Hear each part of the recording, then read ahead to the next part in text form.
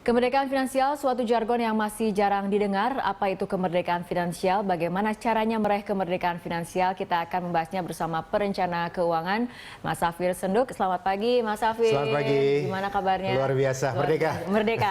Oke. Nah, ini Mas Safir, Indonesia baru saja memperingati hari kemerdekaan yang ke-71. Seharusnya ini bisa menjadi momentum juga bagi kita untuk merefleksikan diri, mempertimbangkan ataupun memikirkan mengenai kemerdekaan, tapi dari sisi finansial nih Mas Safir. Ini sebetulnya kriteria kemerdekaan secara finansial itu seperti apa sih, Mas? Iya, sebagian besar orang mengartikan financial independence atau kemerdekaan finansial itu adalah dia nggak usah pergi kerja lagi, tapi biaya hidupnya terbayar. Bisa ya? Sesingkat itu, sebagian orang gitu ya.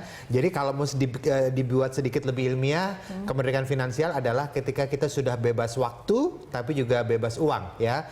Jangan salah, banyak orang mereka bebas waktu, tapi nggak bebas uang. Contoh pengangguran, ya pengangguran itu mereka bebas waktu, tapi uang mereka belum bebas. Ada juga orang yang mereka karyawan dalam level yang sangat tinggi sekali, tapi dia tidak punya waktu untuk keluarganya. Jadi mungkin dia bebas uang, tapi dia tidak bebas waktu.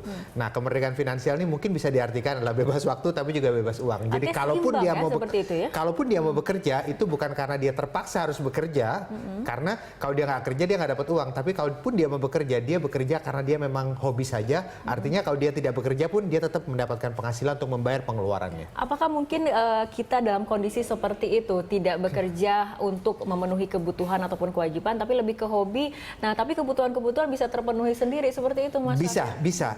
Satu contoh adalah profesi pengusaha. Orang yang menjalankan usaha dari sejak mereka muda misalnya, mereka menjalankan usaha dari sejak umur 25 tahun misalnya, kemudian usahanya itu berkembang luar biasa dan dia bisa bangun sebuah sistem yang sangat bagus sehingga tanpa kehadiran dia sendiri pun di perusahaan dia, sistem dalam usahanya tetap berjalan, maka ketika dia pergi liburan 2, 3, 6 bulan, usahanya tetap berjalan dan memberikan penghasilan yang baik, maka bisa dikatakan dia sudah bebas finansial. Bebas finansial. Nah, menuju kemerdekaan finansial seperti itu, tadi dikatakan sudah ada sistem yang berjalan. Ini kan artinya waktu yang dibutuhkan tidak sebentar dong, harus dibangun dulu sistemnya agar kemudian betul-betul matang. Betul, jangan salah bahwa yang namanya kemerdekaan finansial itu tidak harus diraih dengan menjadi seorang pengusaha. Seorang yang menjadi karyawan pun, kalau dia melakukan investasi, dia bisa mencapai kemerdekaan finansial. Asalkan apa? Investasinya dilakukan pada instrumen yang tepat. Mereka yang berprofesi sebagai freelancer misalnya, itu juga bisa mencapai kemerdekaan finansial. Caranya bagaimana? Juga dengan melakukan investasi.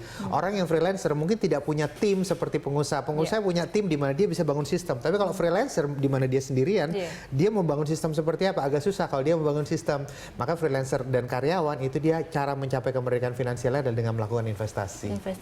Selain kemudian melakukan investasi, ini nampaknya disiplin untuk menuju ke tujuan itu juga harus bisa dipegang seperti itu ya, Mas Safir? Investasi butuh komitmen kedisiplinan. Misalnya setiap bulan dia melakukan investasi berapa rupiah, mungkin melakukan investasi ke instrumen apa. Nah, kalau di tengah-tengah dia tidak disiplin, tiba-tiba dia bulan ini saya nggak mau investasi karena uangnya mau saya pakai untuk belanja ini atau itu. Nah, itu repot. Kenapa? Karena investasinya akan terputus dan kemerdekaan finansialnya bisa tertunda pencapaiannya.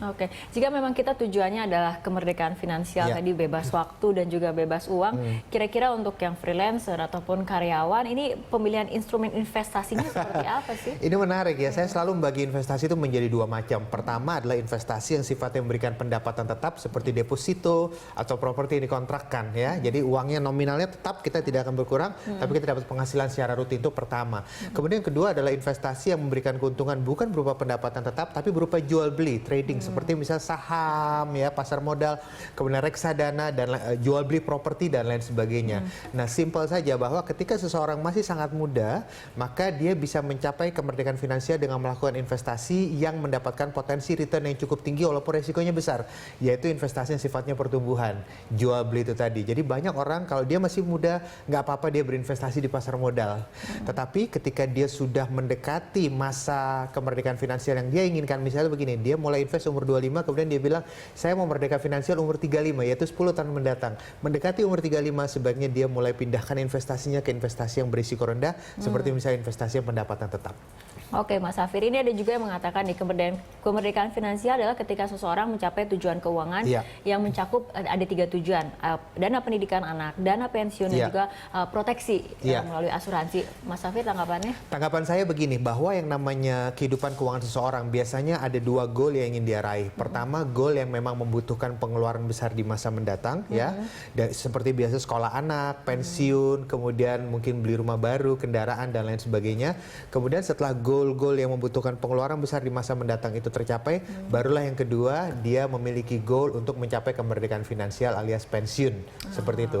Nah, mencapai kemerdekaan finansial alias pensiun itu sebaiknya goal itu dimiliki setelah dia memiliki goal yang tadi itu, ya, sekolah anak, kemudian pindah rumah ke yang lebih besar. Setelah itu semua dimiliki goalnya, baru dia memiliki goal kemerdekaan finansial. Jadi ada betulnya, ada benarnya. Jadi ada skala prioritas ada tetap skala ya, prioritas kemudian harus dipegang. Baik Mas Safir, kita akan lanjutkan perbincangan, tapi kita ikuti jeda berikut terlebih dahulu.